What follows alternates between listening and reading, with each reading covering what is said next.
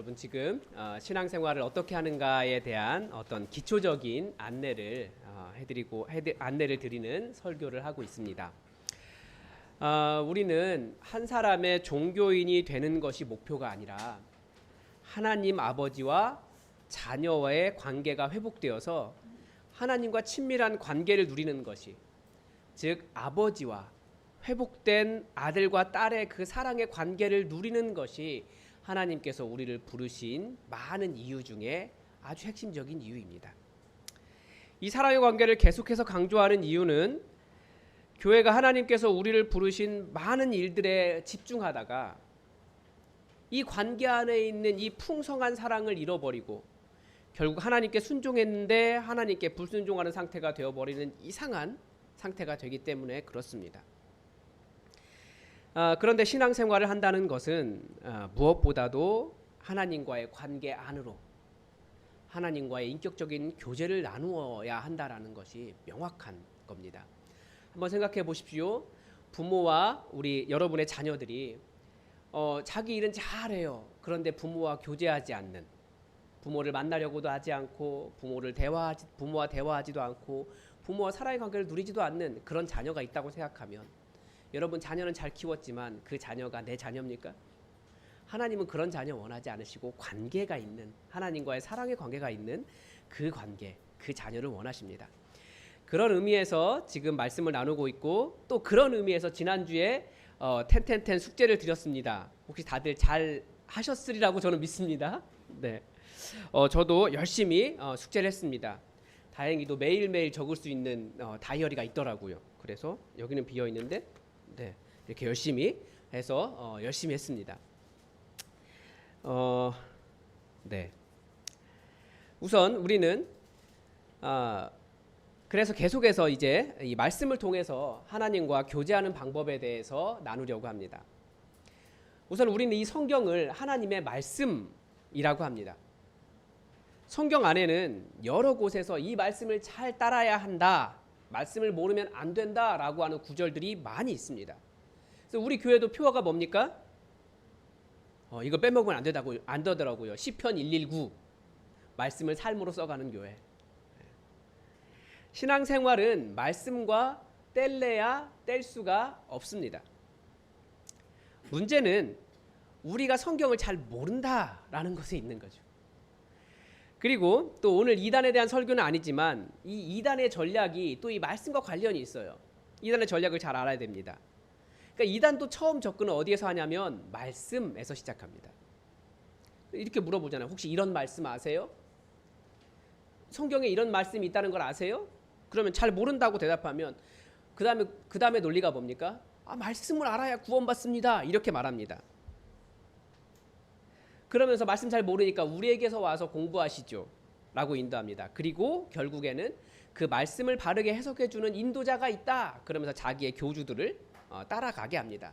요즘은 교주라고 하는 말이 이상하기 때문에 뭐 총회장 아니면 뭐 다른 이름으로 그렇게 부르도록 자기의 이단 교주들을 그렇게 이야기합니다. 말만 바꾼 거죠. 그러니까 겉으로는 말씀과 구원에 대한 이야기를 하지만 결국 여러 가지 성경 구절들을 이용해서 최종적으로 나가면 뭐가 된다고요? 돈과 노동을 착취하는 것밖에 되지 않아요. 너희들 집 팔고 헌금해라. 그럼 자가가 전세가 되겠죠? 또 헌금할 돈 없으면 전세가 이제 월세가 되겠죠? 월세가 되면 어떻게 될까요? 이제 자기들 공장으로 들어와야 되는 거예요. 뭐 그렇습니다. 그렇게 모은 돈은 결국 교주와 몇몇 지도자들의 주머니로 들어가는 것이 모든 이단의 똑같은 현상입니다. 그래서 이단이 하는 말을 잘 분별해야 되는데요. 말씀을 알아야 구원을 받습니다 라고 하는 부분입니다. 제가 여러 번 말씀드렸는데 성경을 그런 식으로 해석할 수 있는 구절이 여러 번 있습니다. 오늘 사죄의 선언에서도 공의와 정의를 지켜 자기의 길에서 돌아와서 공의와 정의를 지키면 구원받는다 라고 이야기하고 있는데, 그러면 구원받습니까? 물론 그것이 있죠. 그러나 그 부분보다 성경에 그런 식으로 해석할 수 있는 부분들이 많이 있습니다. 말씀을 알아야 구원받는다. 그러나 그런 말씀들을, 그런 구절들을 통합할 수 있는 절대 원칙이 있어요. 그러니까 성경을 한 부분만 보는 것이 아니라 모든 것을 다 봐야 돼요. 그래서 그 절대 원칙 큰 빛 아래에서 그런 자잘한 구절들을 볼 수 있어야 미혹에 빠지지 않습니다. 그래서 지금 말씀이 말씀을 알아야 구원을 받는 것이 아니라 예수님을 믿어야 구원받는다라고 말씀을 드렸어요. 그러니까 우리가 성경은 잘 모를 수 있지만 우리 예수님 알잖아요. 우리 예수님 믿잖아요. 그래서 예수님을 믿어야 구원받는 거지 성경을 우리 다 알 수 있을까요? 저도 평생을 성경을 보고 있지만 다 모릅니다. 주신 말씀 따라서 볼 때마다 새로워요. 그래 주신 말씀 따라서 하루하루 그날 만나를 먹으며 살아갑니다.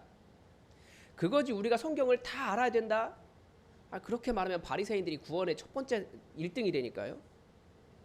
예수님은 이렇게 말씀하셨습니다. 23절 전반절에 그렇게 말씀하셨어요. 사람이 나를 사랑하면 내 말을 지키리니. 이 구절을 논리적으로 분석하면 예수님의 말씀을 지키는지 그렇지 않은지를 통해 그 사람이 예수님을 사랑하는지 아닌지를 검증할 수 있다라는 말입니다. 근데 우리가 논리를 잘 아시죠? 이 앞뒤를 뒤집었을 때 그게 진실은 아닙니다. 그러니까 내 말을 지키지 않으면 나를 사랑하는 것이 아니다가 되는데 여기서 아니다를 빼고 보면 내 말을 지킨다고 해서 나를 사랑하는 것은 아니다가 됩니다. 이단들이 그렇죠.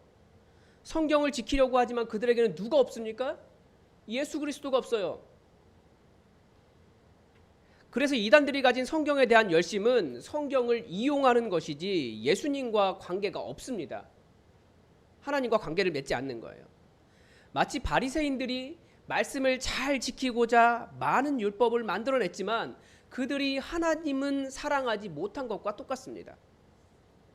그러니까 이단의 논리를 반발하기 위해 말씀드리면 말씀을 아는 것, 말씀대로 사는 것은 구원의 조건이 아니라 구원받는 자가 구원의 근원 되시는 예수님께 감사하고 예수님을 사랑해서 살아내는 결과가 말씀을 따라 사는 삶인 겁니다. 그러나 예수님을 사랑하면 예수님의 말씀을 지키는 것이 당연합니다. 여기서 가르쳐 주시는 대로 사랑하기 때문에 말씀을 따른다는 것은 우리에게 하나님과의 관계의 비결을 가르쳐 줍니다. 지난주 설교를 통해서도 말씀은 우리가 하나님 안에 거하고 하나님도 우리 안에 거하시는 비결이다라고 말씀을 드린 것과 같은 맥락입니다. 다시 혼란이 있을까 봐 말씀을 드리면 말씀을 따르기 때문에 하나님 안에 거하고 하나님께서도 내 안에 거하는 것이 아닙니다. 그러니까 선후 관계를 조심하셔야 돼요. 예민하게 분별하셔야 돼요. 우리를 예수 그리스도라고 하는 포도나무에 붙여주신 것은 예수 그리스도의 십자가의 은혜이고 말씀은 우리가 예수님께 붙어있기 때문에 우리가 먹고 성장할 양분입니다. 그래서 지난주에 성경을 밥이다 라고 말씀을 드렸습니다. 나무에 붙어있지 않은 가지에 양분을 준다고 그 가지가 자라지 않습니다. 죽은 가지는 아무리 좋은 양분을 먹어도 열매를 맺지 못합니다.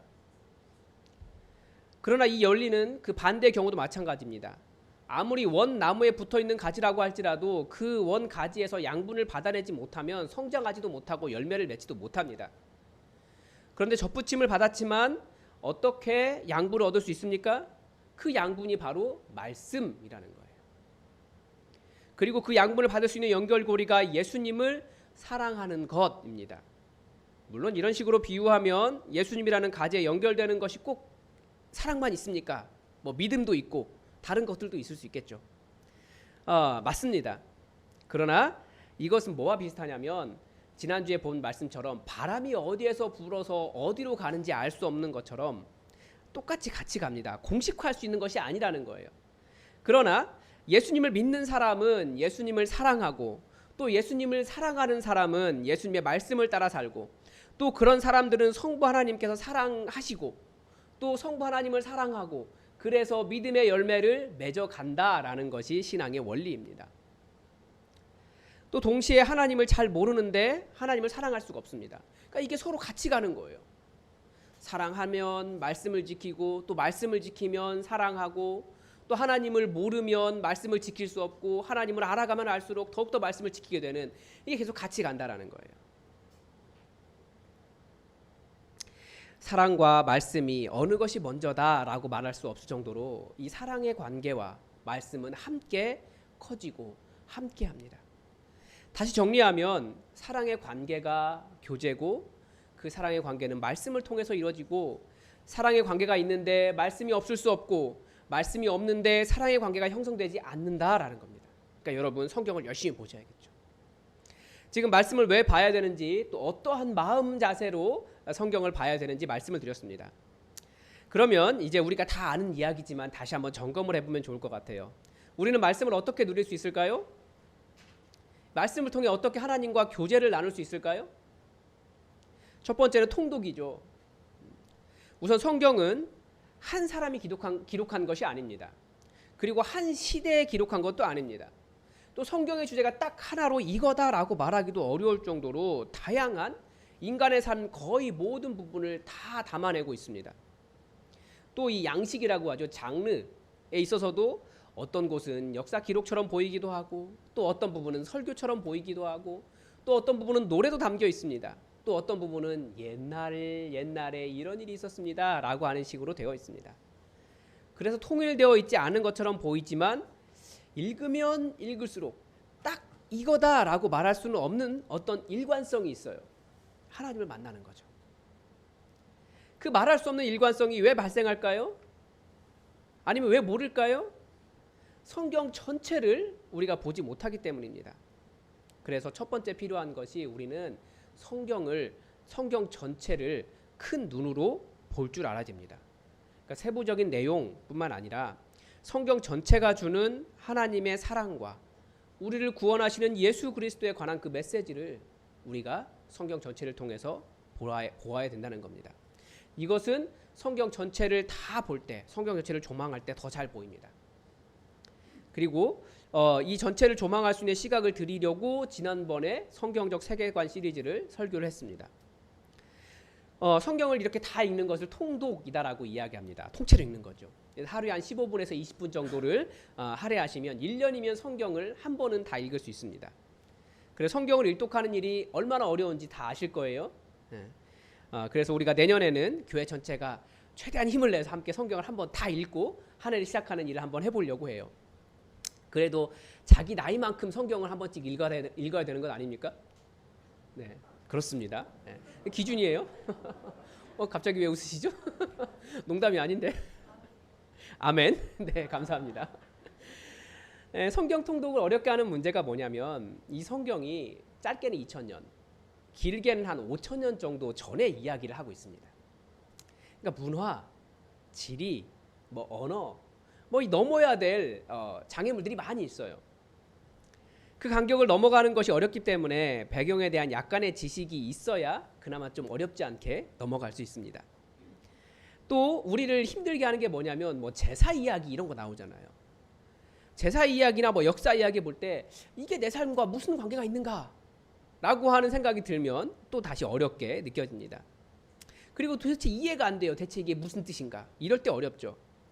그래서 통독할 때는 그냥 창세기에서부터 쭉 읽는 것이 읽기보다 우리와 관련 있는 예수님에 대한 이야기, 그러니까 복음서를 먼저 읽고 또 내 삶의 문제와 관련되어서 기도할 수 있는 시편을 읽고 이런 식으로 좀 지혜가 필요합니다. 그리고 성경 전체는 예수님에 대한 이야기를 한다고 했어요. 그래서 예수님과 관련이 없어 보이는 부분이 그런 구약 성경의 본문이라도 어떻게 예수님을 기다리고 있는가를 생각해서 읽으면 그 성경을 읽을 수 있습니다. 그래서 그런 일들 한번 해보려고 하는데요. 그리고 성경을 통독하는 이유는 성경의 한 구절 또는 몇 단어만을 가지고 그 뜻을 이해하면 성경을 오해하거나 오용할 수 있습니다. 이단들이 그렇죠. 성경 전체가 가르치는 것에 염두를 두지 않으면 어머니 하나님도 만들어지고 사람을 보혜사라고도 이야기하고 우리나라에 그렇게 많은 내가 예수다 라고 하는 사람들이 많이 만들어지는 겁니다. 우리도 지엽적인 부분 때문에 왜 내 삶에 하나님의 약속하신 내 삶이 하나님의 약속하신 대로 성취되지 않는가라고 시험에 들게 되지만 성경의 큰 뜻으로 보면 우리 예수님께서 이 십자가에 달려 돌아가셨잖아요. 이것만큼 더 큰 은혜가 어디 있습니까? 그리고 성경의 다른 부분을 통해서 얼마든지 우리가 답답했던 문제들을 보완할 수 있습니다. 그래서 성경은 크게 읽으셔야 돼요. 이게 첫 번째 기준입니다. 그러면 성경을 통해서 성경 통독을 통해서 숲을 보았다면 이제는 어떻게 해야 될까요? 그 산에 들어가서 더 자세히 들여다봐야 되는 거죠. 이것을 묵상이라고 합니다. 그러니까 묵상이라는 것은 짧은 본문을 집중해서 읽고 그 내용을 주의 깊게 관찰하고 그 의미를 해석해서 깨달은 것을 자신의 마음과 삶에 새기고 적용하는 것입니다. 이게 묵상이에요. 이 묵상을 통해서 우리는 하나님의 음성을 듣는 연습을 계속할 수 있습니다.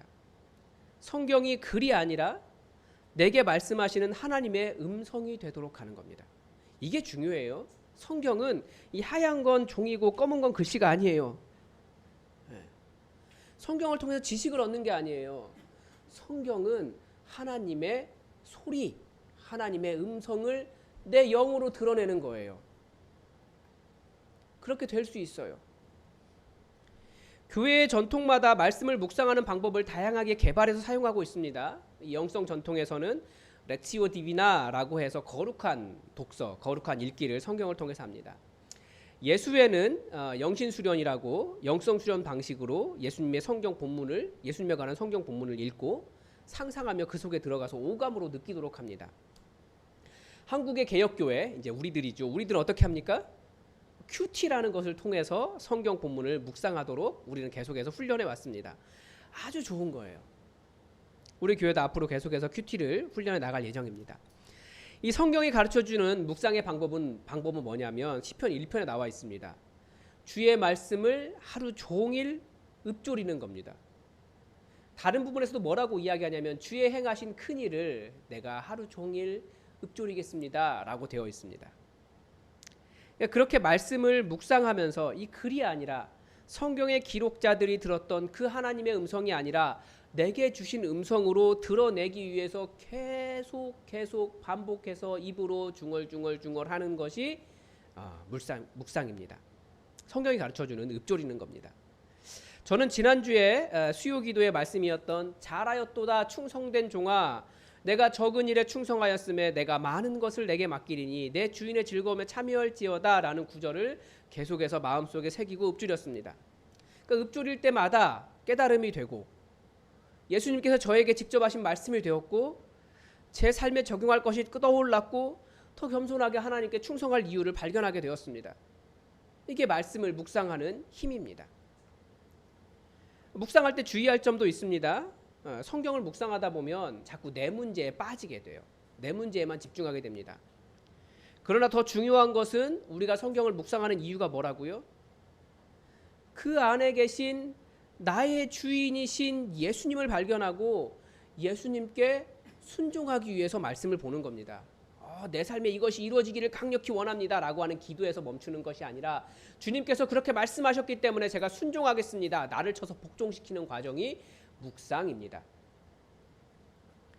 그래서 우리는 내 문제를 해결하기 위해 혹은 내 지식을 늘리기 위해 성경을 묵상하는 것이 아니라 주인이신 하나님 앞에 더 무릎 꿇는 거예요. 말씀을 통해서 주님 이렇게 말씀하셨으니 주인님 이렇게 말씀하셨으니 왕이신 하나님께서 이렇게 말씀하셨으니 제가 제 뜻을 버리고 하나님 앞에 순종하겠습니다.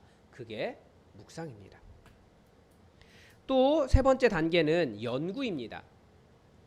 많은 방법이 있어요. 성경을 보는 방법은. 그런데 마지막으로 연구를 말씀드리는 것은 물론 암송도 있고 여러 가지도 있지만 연구의 마지막 연구의 단계를 언급하고만 짧게만 언급하고 넘어가겠습니다.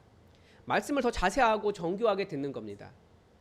여기서는 성경의 언어라든지 문학적 구조라든지 문화적 배경 등 모든 것을 다 고려해서 본문의 의미를 밝혀내고 또 의문점도 해결하고 적용점을 발견하는 거죠. 시간이 좀 많이 들어가겠지만 나중에 시간이 될 때 이 연구의 방법들도 함께 훈련했으면 좋겠습니다. 여러분 조선 땅에 복음이 들어오기 전에 중국에서 조선 선교가 먼저 시작되었습니다. 아주 독특한 선교 역사죠. 이 해외 선교사님들이 1800년대 후반에 아직 조선 땅에 들어오지 못하고 중국에 선교하러 갔다가 국경 쪽에 가보니까 조선이라고 하는 나라가 있는 거예요. 그래서 중국에 나와 있는 조선인들을 대상으로 복음을 전하기 시작했습니다. 그런데 당시에 이런 일화가 하나 있습니다. 어떤 선교사님이 조선인들을 모아다가 예수님에 대해서 열심히 증거했습니다. 그런데 어떤 사람이 특별히 유독 맨 앞자리에서 이 선교사님이 전하는 말씀을 열심히 이게 눈이 반짝반짝반짝 하면서 듣더라는 거예요. 선교사님이 속으로 무슨 생각을 했냐면 됐다. 드디어 조선 땅에도 복음이 전해지는구나. 성령님께서 역사하시는구나 라고 하는 생각을 했다고 합니다. 그리고 모든 설교가 끝난 이후에 그 사람을 따로 만났습니다. 그런데 그 조선인이 뭐라고 말했을까요? 그 선교사님의 옷을 계속 이렇게 만지작만지작하면서 대체 이 옷감은 어디서 구할 수 있는 겁니까? 이 조선인의 관심은 복음에 있었던 것이 아니라 저 옷감이 뭐지? 서양 옷감이니까 좀 독특했나 봐요. 저거 어디서 구할 수 있지? 저거 구해서 조선에 갖다 팔면 돈 좀 되겠다라고 생각했다는 겁니다. 그래서 선교사님과 사업적인 관계를 맺으려고 했다라는 거죠. 이것이 약간의 한국 사람들의 좀 특징인 것 같아요. 우리는 본질보다도 방법론, 그 일을 통해서 얻을 수 있는 유익, 이익에 관심이 많이 있습니다. 오늘 설교의 제목이 무엇인 줄 아십니까? 말씀을 통해서 하나님과 인격적인 교제, 하나님을 만나는 거예요. 아마 이 설교를 들으신 많은 분들이 또 성경을 읽으라고 하나 보다 여기에 멈추실까 봐 걱정이 됩니다. 성경을 읽는 것은 방법이에요. 성경을 읽는 이유를 먼저 기억하셔야 됩니다. 우리가 서구 교회가 죽었다라고 말하는 이유가 무엇입니까? 그들에게 성경적인 지식이 없지 않아요. 지금도 성경을 배우려면 그 나라 가야 돼요. 우리가 바리새인들을 악하다고 말하는 이유가 무엇입니까? 그들은 성경의 구절구절을 다 외우고 있다니까요. 우리는 무슨 마태복음 몇 장 몇 절 이렇게 외우고 있지만 걔네들은 성경의 앞구절로 외우고 있어요. 그 구절이 시작하는 그 부분으로. 그 정도로 성경을 다 알아요. 구약 성경 그렇게 보면. 또 그들만큼 하나님과 죄에 대해서 예민했던 사람들이 있습니까? 이 성경 말씀이 하나님을 만나고 하나님의 음성을 듣고 나와 온 세상의 주인이신 하나님 앞에서 그 음성 듣고 나를 내려놓고 하나님의 뜻을 이루는 신령한 사랑의 관계를 이루지 못했기 때문에 그들에게는 그런 문제가 발생하는 겁니다. 성경을 통해 하나님의 음성을 듣는 단계로 나아가지 않으면 성경 구절은 이 세상에서 가장 강력한 절대 명제가 되어버립니다. 좀 쉽게 이야기하면 뭐가 됩니까? 탈레반처럼 되는 겁니다. 그것이 하나님께서 원하신 것이 아니에요. 예수님 오셔서 보여주신 하나님의 모습은 그런 모습이 절대 아닙니다.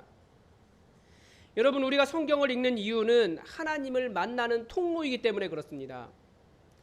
지식도 아니고 나의 발전도 아니고 내가 1년에 한 번 일독해야지 하고는 목표도 아니고 의무도 아닙니다. 온 세상의 창조주이시며 주인이신 하나님, 그분이 내 아버지 되셨는데 내 아버지 하나님께서 뭐라고 말씀하시는지 듣고 그분 사랑하고 그분 만나고 또 그 하나님을 만나는 길 되신 예수 그리스도를 발견할 수 있는 수단이 이 성경이기 때문입니다. 하나님을 아버지로 모신 사람의 특권이에요. 자녀들의 특권이에요. 자녀가 아닌 사람들은 읽어도 자녀 되지 못해요. 자녀들만이 읽었을 때 그 관계를 누릴 수 있습니다. 성경에서 이 하나님의 음성을 듣기 시작할 때 이 성경은 하나님을 더 만날 수 있는 디딤돌이 되고 인생의 방향을 설정해 줄 수 있는 나침판이 되고 우리를 지켜주는 피난처가 되고 다른 사람과 비교하며 깨어져 버린 나 자신을 다시 찾게 해주는 흘러넘치는 내 안에 채워지는 사랑이 되고 흔들리는 내 무릎을 굳건하게 붙잡아주는 힘이 됩니다. 여러분, 그래서 또 한 주간 뭐 해야 될까요? 성경을 읽으십시오. 그런데 제가 텐텐텐을 해보니까 느끼는 게 있어요. 텐텐텐 해야지 아침에 일어나자마자 말씀 찾게 되고요. 또 하루 종일 점심때 그 시간 놓치면 안 되지라고 해서 계속해서 말씀을 생각하게 돼요. 점심때 그래서 성경 통독을 하게 되고요. 또 저녁에 또 해야지라고 숙제를 생각하면서 하루 종일 말씀을 생각하게 되더라는 거예요. 그래서 여러분, 아침 10분은 말씀을 묵상하십시오. 일어나자마자. 그러니까 성경을 머리맡에 두십시오.